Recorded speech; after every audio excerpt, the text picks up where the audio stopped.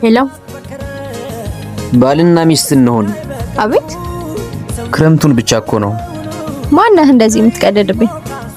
ይወርሳል ቀን በጽልመት የምሬን ነው።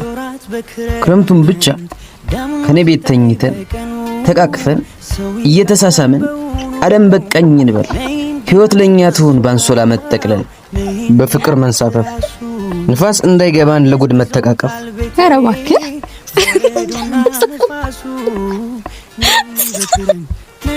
የእውነት ምን አለበት በዚህ ክረምት በገላሽ ላይ ብድን በገላሽ ላይ ብሞት። አንተ ባለቂ ነይ በክረምት ነይ በብርዱ ሰው አይችልም ሆ ተይ ግን ምንድነው?